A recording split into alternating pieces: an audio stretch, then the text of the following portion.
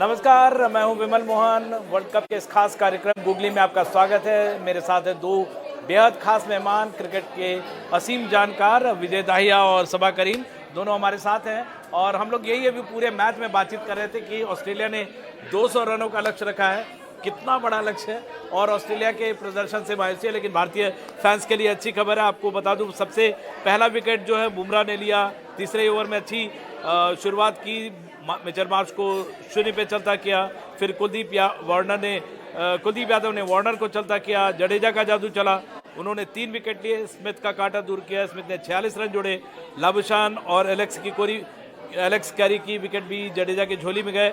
30 over में Australia का score 119 पे 5 था और उसके बाद लगातार ये विकेट गिरते गए। 110 पे 3 था, 199 पे ऑल आउट। और हमारे साथ दोनों बेहद खास मेहमान हैं। विजय, इंडिया के लिए बेशक बहुत अच्छी बात है, लेकिन डिसअपॉइंटेड है ऑस्ट्रेलिया। ये पहले वाली ऑस्ट्रेलिया नजर नहीं आ रही है। जी बिल्कुल डिसअपॉइंटेड है। देखिए क्या होता है ना, एक चीज होती है गेम प्लान और एक दूसरी चीज होती है गेम सेंस। और जब आप बात करते हैं कि कुछ लोग यहाँ पर खेले हैं, वो एक्सपीरियंस है, और आपके एक्सपीरियंस का इम्तिहान कब होता है? जब कंडीशंस इस तरीके की हो या सिचुएशन इस तरीके की हो कि वो डिमांड करती हो कि आपके पास एक्सपीरियंस क्या है। 75 for 2 अगर आपको लग गया था, ये इल्म हो गया था कि किस तरीके का विकेट है, तो आपका टारगेट ये नहीं होगा कि हमें 280 रन बनाने हैं। और आप हमेशा कहते हैं कि जो 2 सेट बैट्समैन खेल रहे हैं वो ना एक मैसेज भेजते हैं ड्रेसिंग रूम की तरफ कि ये पिच कुछ इस तरीके की है, चुनौतीपूर्ण पिच है, इसके ऊपर अगर हम इतने रनों का पीछा करना चाहेंगे तो वो बेहतर रहेगा। विमल, 2 साझेदारियां हैं, दूसरे विकेट के लिए 69 रन की और 9वीं विकेट के लिए 24 रन की। उसके अलावा अगर आप देखेंगे तो बीच में कुछ नहीं। स्टार्क तीसरे हाईएस्ट स्कोरर हैं, 24-25 रन, 28 रन उन्होंने बनाए हैं। तो ये साफ दर्शाता है कि किस तरीके से भारतीय गेंदबाजी बहुत कमाल की रही।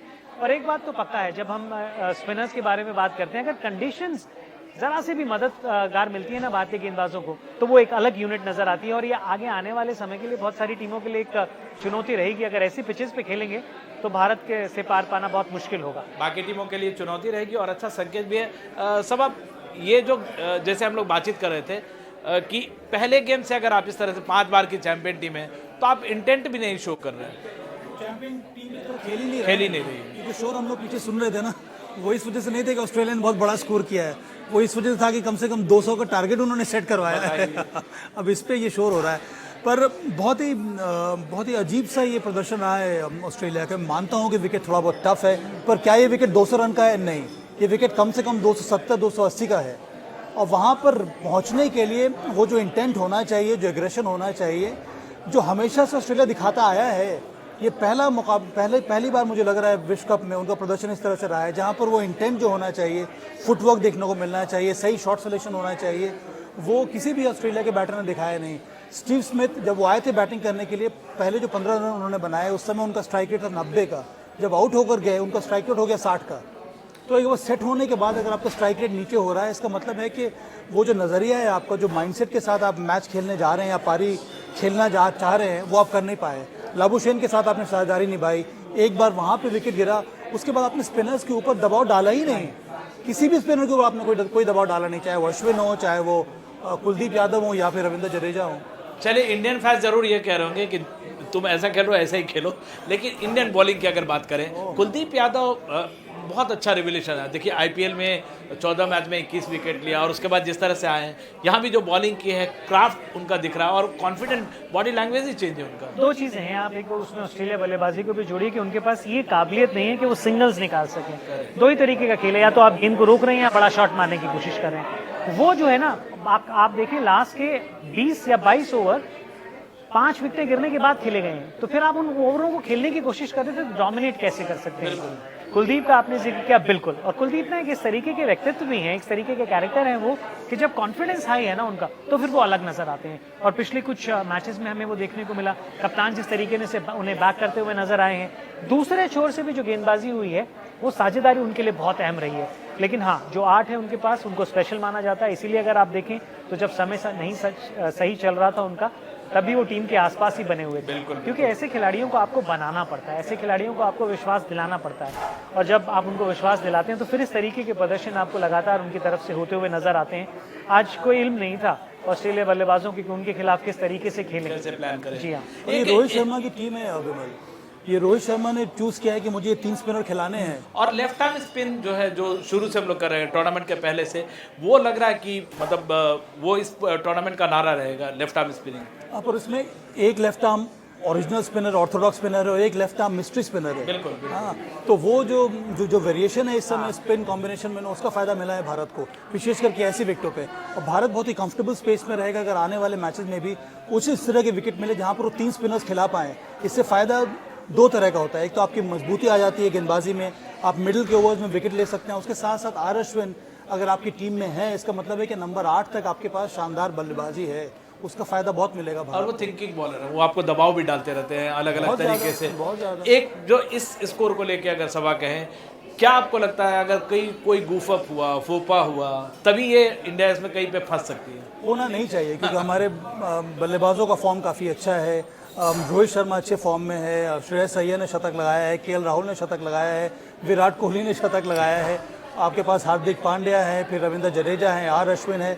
मेरे ख्याल में ये मैच भारत को आसानी से जीत लेना चाहिए, कम से कम जहाँ तक मुझे लग रहा है 7 या 6 विकेटों से। विजय, क्या ख्याल है आपका? जी बिल्कुल, अगर जल्दी विकेटें नहीं गिरेगी ना सभा भाई, तो आप वैसे ही, क्योंकि उसके बाद क्या होगा ना, ऑस्ट्रेलिया ऐसी टीम नहीं है जो इस मैच को दूर तक ले जाना चाहेगी। वो कोशिश अटैकिंग फील्ड आपको नजर आएगी, क्योंकि आप विकेट लेके ही इस मैच को जीत सकते हैं। कप्तान भी उनके बॉलर हैं, तो नहीं, वो भी है, वो सोच भी है, लेकिन कहाँ अगर आप देखेंगे ना तो सोच ये रहेगी अगर आप विकेट नहीं लेंगे तो इस मैच में नहीं रह सकते। आप नहीं और आपके पास सिर्फ 2 स्पिनर्स हैं, सिर्फ ग्लेन मैक्सवेल है और उसके साथ साथ एडम जैम्पा है। मैक्सवेल को भी अगर हम स्पिनर के रूप में देखेंगे, क्योंकि ऑस्ट्रेलिया तो जरूर देख रही है कि 2 स्पिनर्स इकट्ठे गेंदबाजी कर सके, लेकिन ऐसी पिचेस के ऊपर ना जहाँ इतनी मदद मौजूद होती है, स्पिन करना अगर आप पार्ट टाइम है तो इतना आसान आपके लिए भी नहीं होता कंट्रोल कर पाना वहां पर। और ईशान किशन के लिए आपको लगता है कि वो रोहित शर्मा के लिए सरदर्द, मतलब जो कहते हैं कि अच्छा सरदर्द देना? अच्छी बात है ना, अच्छी बात है ना विमल, कि आपके पास 11 के बाहर भी जो खिलाड़ी वो भी तैयार हैं हमेशा, और यही अच्छी उनको बहुत अच्छा मौका है मिला। ऐसा हम लोग से, और इंडियन हिस्ट्री, क्रिकेट की हिस्ट्री इससे भरी पड़ी हुई है। वो जो रिप्लेसमेंट के रूप में आता है वो ऐसी है। एक बात और है कि एक फील्डर के रूप में भी विकेट कीपर अच्छी फील्डिंग की है। अब वो ज़माना चला गया, अब कौन कहता है कि विकेट कीपर भी अच्छे आउटफील्डर नहीं होते हैं? तो ये बहुत ही अच्छा है, ये जिस तरह यहाँ तो कोई नहीं कह सकता। फील्डिंग एफर्ट बहुत अच्छा रहता है। तो मुझे लगता है कि ये बहुत ही अच्छा मौका है ईशान के लिए। ओपन करने आएंगे रोहित शर्मा के साथ, right hand left hand combination, और मिचेल स्टार्क की जो लीथल डिलीवरी उसको नेगेट करने में भी फायदा मिलेगा, क्योंकि अगर right hand left hand combination होता है तो उसको तोड़ने के लिए सबसे अच्छा यही है कि आपके पास अच्छे बैटर्स हों दोनों छोर से, जो एक लेफ्ट हैंडर हो और एक राइट फील्डिंग के लिए जैसे विराट ने एक बहुत अच्छा फील्डिंग से पहले विमल, मैं सिर्फ एक ही चीज कहना चाहूंगा कि ये ना समझ के खेलें कि 200 रन है। जो पहले 10 ओवर में आपके खेलने का तरीका है ना, वो उसी तरीके से आपको खेलना चाहिए, आपको उसी तरीके से बैट करना चाहिए। अब गेम प्लान जब आप चेंज करते हैं ना तो दिक्कत आती है। फील्डिंग, जी हाँ, फील्डिंग बहुत अहम रहने वाली है। और इसमें विराट का वो कैच लेफ्ट में जंप करके एक दो कैच मिस भी में वो होंगे, लेकिन एक चिंता का विषय एशिया कप से हमारी फील्डिंग रही थी, और ऑस्ट्रेलिया जो अभी 3 मैच की सीरीज हुई उसमें भी अगर आप देखें तो फील्डिंग उतनी दमदार नजर नहीं आई, क्योंकि एक स्टैंडर्ड पिछले कुछ समय में भारतीय टीम ने अपनी फील्डिंग में भी सेट किया है। तो फील्डिंग बहुत इंपॉर्टेंट रहने वाली है। आज भी मैं कहूंगा कि एक मिला जुला सा दिन था, जिस तरीके का स्तर है उस तरीके की स्तर की फील्डिंग आज भी देखने को नहीं मिली। एक सभा भाई, जो हम लोग बातचीत कर रहे थे, टॉस करके आप बैटिंग में गए और अभी ड्यू फैक्टर होगा, आपको ये फैसला ऑस्ट्रेलिया का, मतलब ठीक है बैस बॉल आप बोल रहे हैं इंग्लैंड का, लेकिन ये पता नहीं कैसा कह रहा हूँ कि अगर इस तरह के अप्रोच के साथ चाहे और पहले बैटिंग करें या बाद में बैटिंग करें, कोई फर्क पड़ने वाला नहीं है। ये अप्रोच पर बहुत ज़्यादा काम करने की जरूरत है ऑस्ट्रेलिया को। ये हम लोगों ने टेस्ट सीरीज में भी देखा था एशेज में इंग्लैंड के विरुद्ध, वहाँ पर भी रेड बॉल क्रिकेट में इंग्लैंड ने वापसी इस वजह से की क्योंकि ऑस्ट्रेलिया ने बहुत ही धीमी गति से रन बनाए, बहुत ही टिमिड बैटिंग की वहाँ पर, और आज भी वही हमें देखने को मिला है। बहुत बड़ा परिवर्तन की जरूरत है, नहीं तो ऑस्ट्रेलिया के लिए आने वाला रास्ता जो है विश्व कप का बहुत कठिन होने वाला है। और एक और चीज देखिए, अगर आप इसी इंटेंट के साथ खेलेंगे ना तो ये 200 रन पे इसी भारतीय गेंदबाजी के साथ अगर चेस भी करना पड़ेगा तो इतना आसान नहीं होगा। आपको कुछ ना कुछ बदलना पड़ेगा, किसी ना किसी को वहाँ पे खड़े होके इस तरीके की पारी खेलनी पड़ेगी। अभी हम देख रहे थे आने वाले जो मैच है इसके बाद साउथ अफ्रीका से मैच है ऑस्ट्रेलिया, आज कहीं कुछ ऊंच नीच हो गई जो लग रहा है कि इस स्थिति में नहीं है। भारत ने अगर आज हरा दिया, फिर साउथ अफ्रीका से मुकाबले हैं, आप देखिए फिर कितना दबाव आगे उनके लिए बहुत टफ हो जाएगा। एक हम आखिरी पड़ाव पे चले, कितने ओवर में आपको लगता है कि मैच खत्म हो जाना चाहिए?